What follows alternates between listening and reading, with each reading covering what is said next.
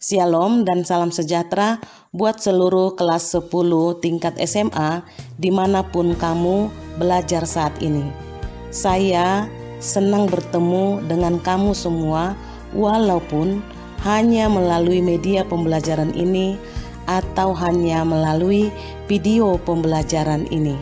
Satu harapan Ibu terhadap kamu semua, tetaplah semangat belajar. Tetaplah menjadikan pembelajaran bahasa Indonesia menjadi pembelajaran yang bermakna. Memang sampai pada saat ini kita masih diharuskan untuk belajar dari rumah, tetapi Ibu percaya pembelajaran yang kita lakukan akan tetap sampai pada tujuan pembelajaran yang sesungguhnya. Jadi tetaplah semangat, mari kita mulai pembelajaran kita. Pada pertemuan yang lalu, Ibu sudah memberitahu kepada kamu apa-apa saja materi ajar yang akan kita pelajari pada semester ganjil ini, atau apa-apa saja kompetensi yang harus kamu capai pada pembelajaran bahasa Indonesia di semester ganjil ini. Nah, pembelajaran yang pertama atau kompetensi yang harus kamu miliki pada pembelajaran pertama di pembelajaran bahasa Indonesia adalah menginterpretasi laporan hasil observasi. Menginterpretasi laporan hasil observasi. Agar tujuan pembelajaran tercapai, yakni mampu menginterpretasi laporan hasil observasi, maka terlebih dahulu kamu harus mengetahui atau mempunyai kemampuan yang pertama, mengidentifikasi isi teks laporan hasil observasi. Kemudian yang kedua, kamu mampu menyusun ringkasan isi teks laporan hasil observasi. Dan yang ketiga, tentunya kamu bisa atau dapat menyimpulkan teks laporan hasil observasi. Nah, ketiga kemampuan inilah yang akan menghantarkan kamu untuk mampu menginterpretasi laporan hasil observasi. Nah, agar kita dapat menginterpretasi laporan hasil observasi, maka kita harus mengenal terlebih dahulu apa itu laporan hasil observasi. Nah, yang pertama, kita harus jelas mengetahui apa pengertian teks laporan hasil observasi. Coba kamu lihat dalam tayangan video ini ya. Nah, pengertian teks laporan hasil observasi adalah teks yang memberikan informasi secara umum, rinci dan detail tentang suatu objek berdasarkan fakta dari hasil pengamatan secara langsung. Nah, itulah yang dimaksud dengan teks laporan hasil observasi. Setelah kamu mengetahui pengertian teks laporan hasil observasi, tentu muncul dalam pikiran kamu, untuk apa ya tujuan teks laporan hasil observasi itu dibuat? Nah, jadi tujuannya adalah untuk menyajikan informasi kepada pembaca mengenai sebuah kasus, fenomena, atau tragedi berdasarkan fakta yang terjadi. Jadi ini bukan yang dikarang-karang, dibuat-buat, harus bisa dibuktikan kebenarannya. Nah, kalau sekarang kan sebuah informasi itu bisa saja dia tidak benar-benar terjadi, makanya ada istilah berita hoax atau berita hoax gitu ya, bohong. Maka kalau laporan hasil observasi ini harus disajikan berdasarkan fakta yang terjadi. Selanjutnya, apakah ciri-ciri teks laporan hasil observasi tersebut? Nah, ciri-ciri teks laporan hasil observasi yang pertama harus faktual. Artinya, laporan hasil observasi harus disusun berdasarkan fakta atau berdasarkan keadaan sesungguhnya. Artinya, apa yang dilihat atau diamati sesuai dengan yang ada dalam laporan observasi tersebut. Itulah ciri yang pertama. Ciri yang kedua harus objektif. Artinya, laporan hasil observasi harus berdasarkan pengamatan objek, tidak menunjukkan pandangan pribadi dari penyusun laporan, dan tidak adanya tanda-tanda keberpihakan pada sesuatu hal. Jadi tidak menggiring opini ya, tidak menggiring opini seseorang untuk supaya diyakini pendapat orang lain, tapi ini adalah tidak ada tanda-tanda keberpihakan pada sesuatu hal. Itu ciri yang kedua. Ciri yang ketiga adalah umum. Topik teks observasi bersifat umum, di mana isi dari laporan adalah sesuatu yang sudah diketahui oleh masyarakat luas. Dan ciri yang terakhir adalah spesifik, artinya hasil pengamatan berfokus pada satu masalah atau pembahasan tanpa adanya tambahan pembahasan yang tidak berkaitan dengan pokok pembahasan. Jadi hanya terdiri dari satu pokok pembahasan. Selanjutnya, setelah kita mengetahui ciri-ciri teks laporan hasil observasi, maka kita juga harus tahu apa-apa saja struktur teks laporan hasil observasi tersebut. Nah, struktur teks laporan hasil observasi terdiri dari 3. Yang pertama, definisi umum. Di bagian ini, pembahasan harus memiliki gambaran umum yang membuat informasi tentang objek observasi, waktu observasi, asal-usul, lokasi observasi, dan informasi umum lainnya. Itulah definisi umum, struktur yang pertama. Struktur yang kedua adalah deskripsi bagian atau isi. Nah, ini adalah hasil observasi yang dilakukan, dapat berupa klasifikasi yang bersifat teknis dan deskripsi yang menjelaskan masalah lebih spesifik. Inilah struktur yang kedua. Dan struktur yang ketiga adalah deskripsi manfaat. Artinya, bagian ini juga berfungsi sebagai penutup laporan. Penulis bisa menjelaskan tentang manfaat dari laporan yang dikerjakan, misalnya sebagai masukan kepada yang terkait agar segera mengatasi masalah yang terjadi. Nah, itulah struktur teks laporan hasil observasi. Untuk itu, marilah kita lihat contoh teks laporan hasil observasi, lalu kita identifikasi. Tadi kita sudah mengetahui apa pengertiannya, apa ciri-cirinya, dan apa saja struktur teks laporan hasil observasi tersebut. Nah, perhatikanlah contohnya pada tayangan video ini. Sekarang kita coba menganalisis contoh sebuah teks laporan hasil observasi dengan judul Taman Nasional Baluran. Kemudian tadi mari kita cocokkan dengan ciri-ciri dari teks laporan hasil observasi yang sudah kita pelajari tadi. Yang pertama adalah faktual. Faktual itu artinya harus berdasarkan kenyataan, ya, harus bisa dibuktikan di lapangan, harus bisa dibuktikan kebenarannya. Tentu saja penulis laporan ini, yaitu kamu bisa lihat ada sumbernya itu ya di bawah sebelah kiri. Penulis laporan ini tidak asal membuat berita ini ya, informasi ini. Tentu saja penulis ini telah mengobservasi apa-apa saja yang terdapat di Taman Nasional Baluran dan apa manfaatnya, sehingga tertulislah sebuah teks laporan hasil observasi seperti dalam tayangan video ini. Sekarang kita coba menganalisis contoh sebuah teks laporan hasil observasi dengan judul Taman Nasional Baluran. Kemudian tadi mari kita cocokkan dengan ciri-ciri dari teks laporan hasil observasi yang sudah kita pelajari tadi. Yang pertama adalah faktual. Faktual itu artinya harus berdasarkan kenyataan, ya, harus bisa dibuktikan di lapangan, harus bisa dibuktikan kebenarannya. Tentu saja penulis laporan ini, yaitu kamu bisa lihat ada sumbernya itu ya di bawah sebelah kiri. Penulis laporan ini tidak asal membuat berita ini ya, informasi ini. Tentu saja penulis ini telah mengobservasi apa-apa saja yang terdapat di Taman Nasional Baluran dan apa manfaatnya, sehingga tertulislah sebuah teks laporan hasil observasi seperti dalam tayangan video ini.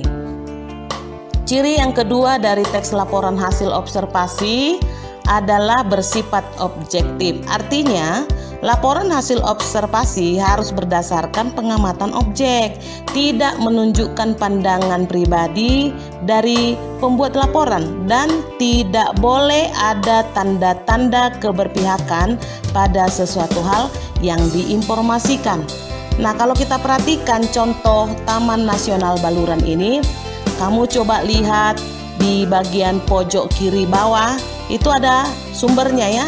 Tentu saja yang membuat laporan ya, yang membuat laporan Taman Nasional Baluran ini tidak membuat sesuatu berita yang bohong di contoh teks laporannya ini, karena itu bisa kalau misalnya berita itu berita bohong dan tidak benar apa yang dituliskannya, tentu saja pihak Taman Nasional Baluran itu bisa keberatan, ya, bisa keberatan.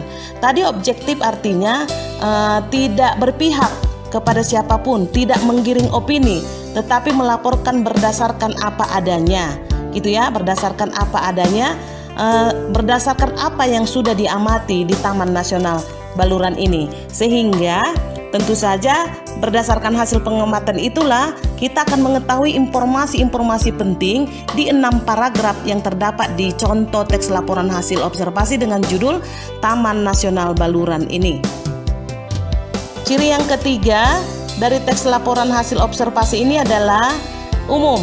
Artinya topik teks bersifat umum, di mana isi dari laporan adalah sesuatu yang sudah diketahui oleh masyarakat luas. Tentunya Taman Nasional Baluran ini adalah sesuatu yang sudah dilembagakan, ya, berarti masyarakat luas sudah banyak mengetahui di mana atau apa-apa saja yang terdapat di Taman Nasional Baluran, sehingga ketika menginformasikannya kita juga harus berdasarkan fakta-fakta dan harus berdasarkan observasi yang benar, tidak boleh ditambah-tambahi, tidak boleh dikurang-kurangi.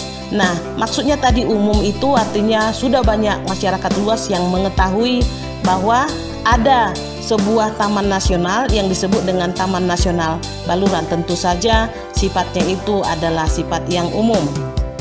Ciri yang keempat dari ciri teks laporan hasil observasi ini adalah spesifik. Artinya hasil pengamatan berfokus pada satu masalah atau pembahasan tanpa adanya tambahan pembahasan yang tidak berkaitan dengan pokok pembahasan. Nah, coba kita perhatikan di Taman Nasional Baluran itu penulis menginformasikan kepada kita apa-apa saja yang terdapat di taman itu, apa-apa saja klasifikasi yang ada di taman itu, kemudian apa manfaatnya.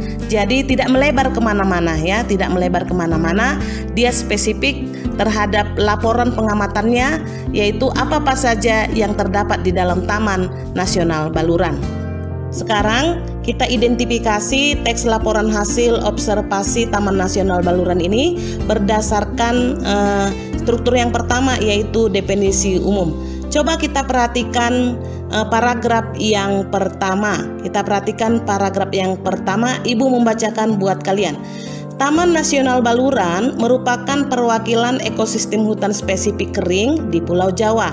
Hutan di taman ini terdiri atas tipe vegetasi savana, hutan mangrove, hutan musim, hutan pantai, hutan pegunungan bawah, hutan rawa, dan hutan yang selalu hijau sepanjang tahun.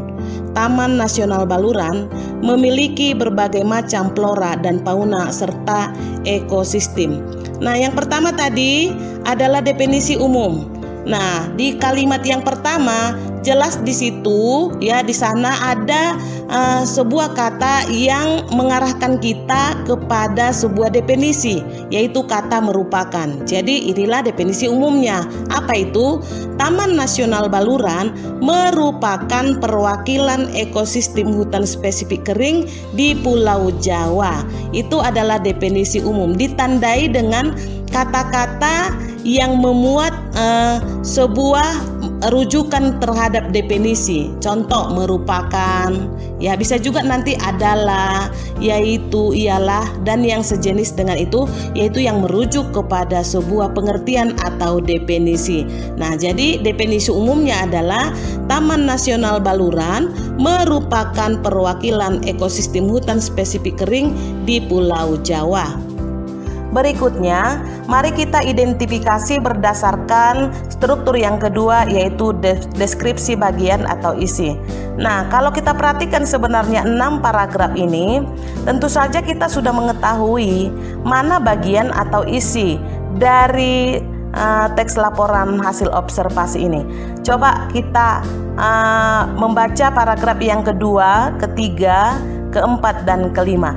Itu jelas-jelas sudah menyatakan bagian. Nah, kita perhatikan paragraf yang kedua, ya. Tumbuhan di Taman Nasional ini sebanyak 444 jenis. Nah, itu adalah bagian dari Taman Nasional yang merupakan ekosistem hutan spesifik tersebut kan? Udah jelas itu adalah salah satu dari bagiannya. Apalagi tumbuhan lain seperti asam, gadung, dan yang lainnya ya, sampai kepada kepuh katanya ada juga di sana.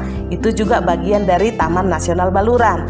Terus kita lihat lagi paragraf yang keempat. Di taman ini juga terdapat 26 jenis mamalia. Nah, itu sudah jelas-jelas menunjukkan bahwa itu adalah bagian dari Taman Nasional Baluran. Dan mari kita lihat paragraf yang kelima. Selain itu, terdapat sekitar 155 jenis burung. Nah, itu adalah bagian-bagian atau isi dari Taman Nasional Baluran tersebut. Jelas itu adalah struktur deskripsi bagian atau isi. Lalu marilah kita identifikasi struktur yang ketiga, yaitu deskripsi manfaat. Nah, kamu perhatikan paragraf yang keenam. Di situ jelas ya tertulis ada kata manfaat juga ya. Taman Nasional memiliki beragam manfaat berupa produk jasa lingkungan seperti udara bersih dan pemandangan alam. Nah, itu ya. Terus dibuatkan kalimat penjelasnya lagi. Kedua manfaat tersebut berada pada suatu ruang dan waktu yang sama. Nah, jelas-jelas di situ, di sana di paragraf yang keenam itu jelas dituliskan apa manfaatnya. Ya, apa manfaat Taman Nasional Baluran tersebut. Gitu ya. Kira-kira seperti itulah hasil identifikasi kita berdasarkan struktur teks laporan hasil observasi.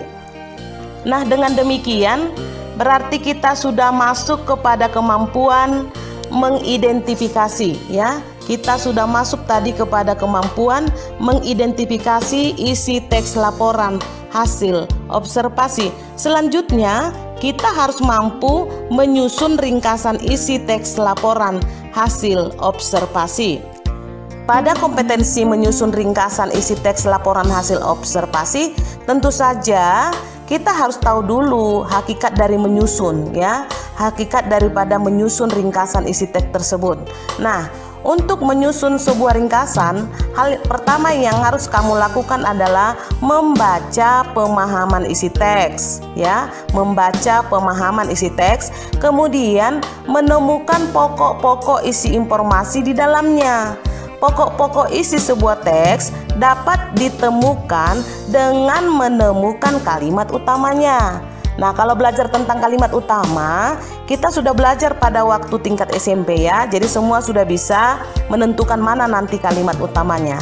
Nah, lanjutannya adalah kalimat utama itu adalah kalimat yang di dalamnya memiliki pokok pikiran atau gagasan utama yang menjadi dasar pengembangan sebuah paragraf. Gagasan utama bersifat umum dan dapat melingkupi semua isi yang ada dalam sebuah paragraf. Artinya, kalau kita sudah menemukan kalimat utama, ya kemudian dalam paragraf yang berbeda juga kita menemukan kalimat utamanya, maka semua kalimat utama itu akan kita susun ya. Kalimat utama itu akan kita susun sehingga terdapatlah atau menjadilah sebuah ringkasan. Ayo sekarang kita perhatikan lagi berdasarkan contoh teks laporan hasil observasi tersebut ya. Mari kita mulai kompetensi kita.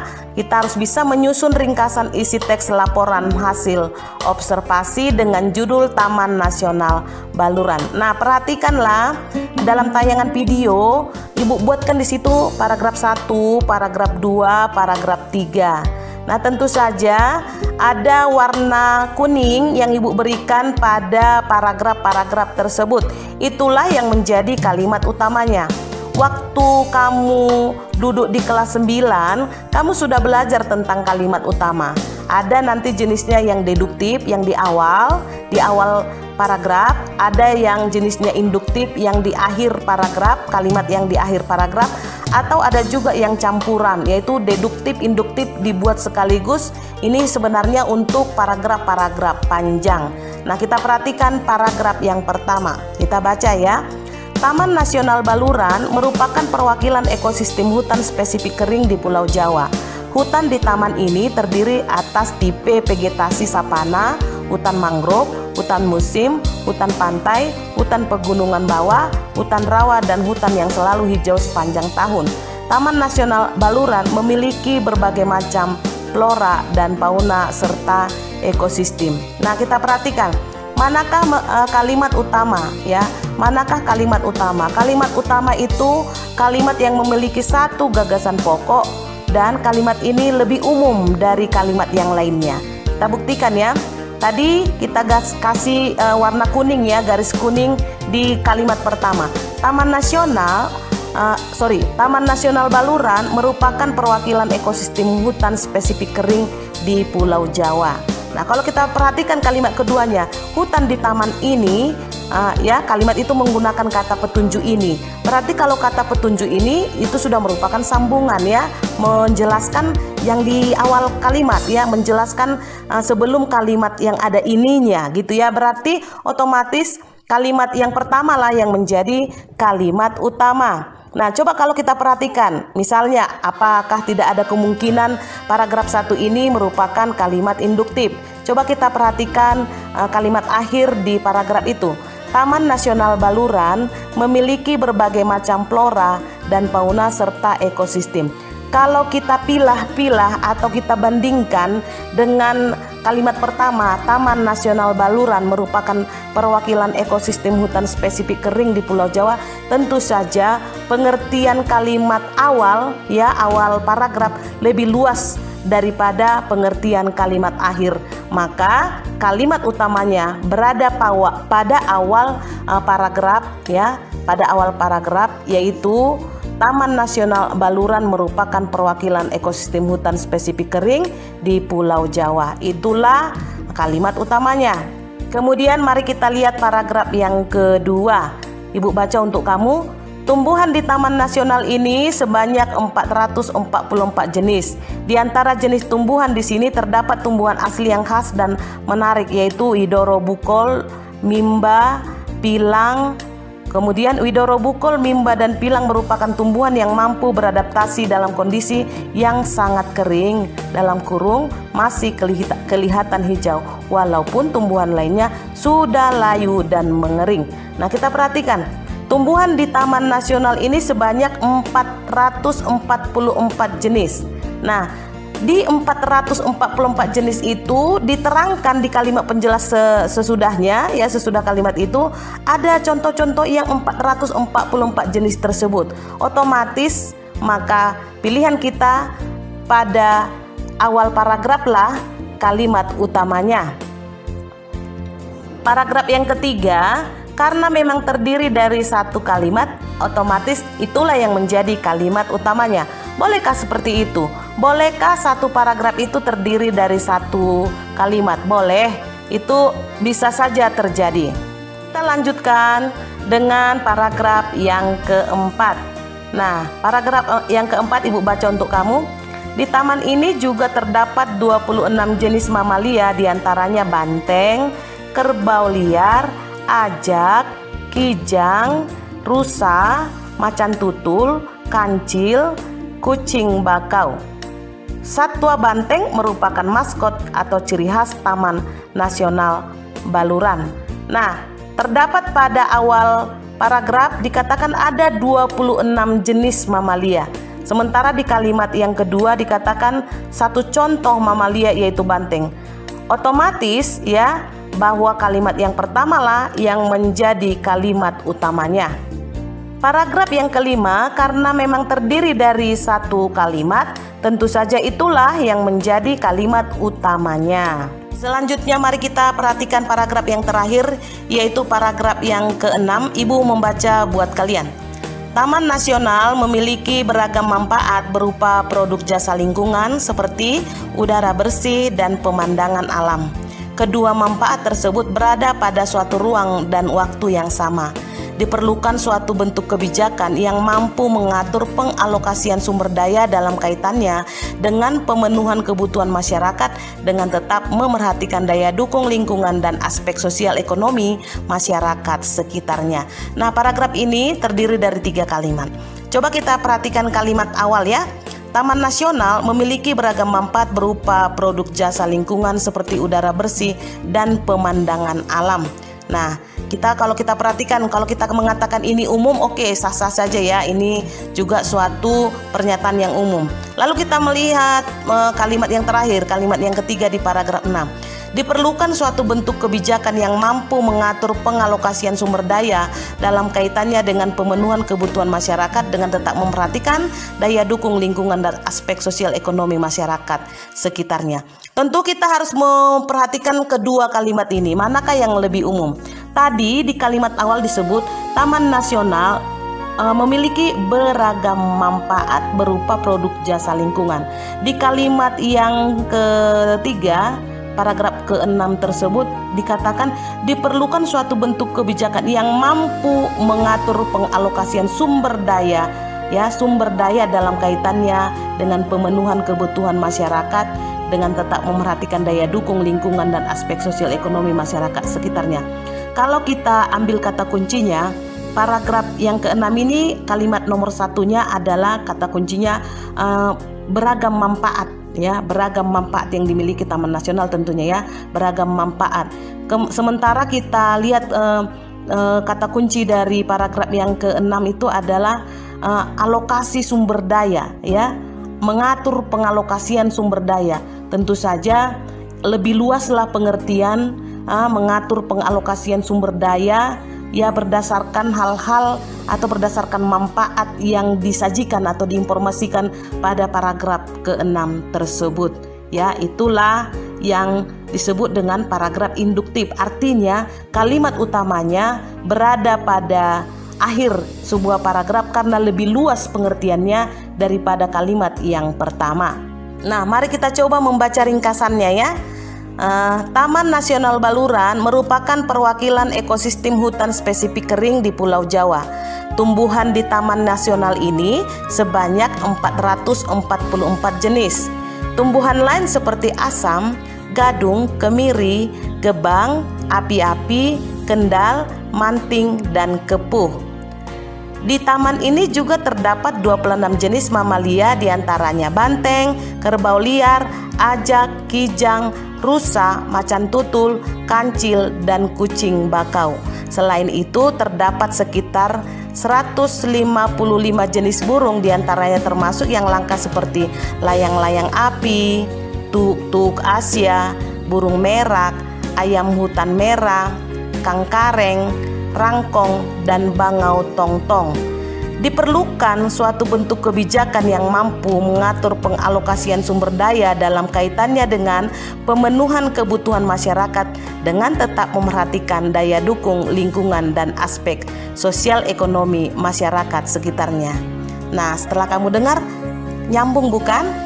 Kalau tidak menyambung, itu berarti ada kesalahan yang kita pilih kalimat utamanya gitu ya. Tapi ketika ibu membacakannya untuk kamu, jadi semacam satu paragraf yang utuh kembali, ya kan? Itulah yang disebut dengan ringkasan.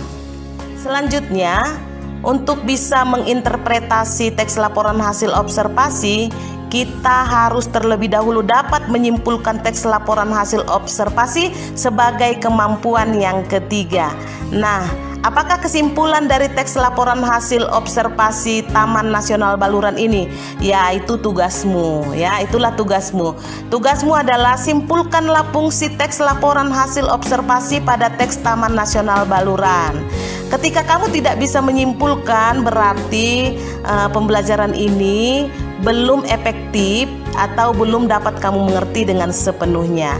Nah, sekarang simpulkanlah ya fungsi teks laporan hasil observasi pada teks Taman Nasional Baluran. Nah, sebagai bentuk pelatihannya, ibu juga menginstruksikan ke kamu, carilah 2 contoh teks laporan hasil observasi dari buku Bahasa Indonesia kelas 10 ya. Ya, dari buku Bahasa Indonesia kelas 10 yang sudah diberikan pihak sekolah kepada kamu melalui perpustakaan ya. Kemudian tunjukkanlah struktur serta fungsinya, lalu buatlah ringkasan dengan menuliskan gagasan utamanya. Nah, itulah yang menjadi kegiatan pelatihan yang akan kamu lakukan di rumah. Ibu berharap tugas ini akan selesai dengan tepat waktu dan kamu bisa memiliki kemampuan menginterpretasi laporan hasil observasi melalui kegiatan mengidentifikasi isi teks laporan hasil observasi, menyusun ringkasan isi teks laporan hasil observasi, dan menyimpulkan teks laporan hasil observasi. Demikianlah pembelajaran kita pada kesempatan ini. Buat seluruh anak-anak kami kelas 10 dimanapun Anda belajar, tetaplah semangat ya, tetap laksanakan tugas-tugasmu sebagai seorang pelajar. Mari kita membuat kondisi pembelajaran dari rumah ini sedapat mungkin menyenangkan, sehingga semua tujuan pembelajaran kita dapat tercapai dan proses pembelajaran tidak sia-sia. Sampai jumpa pada kompetensi berikutnya.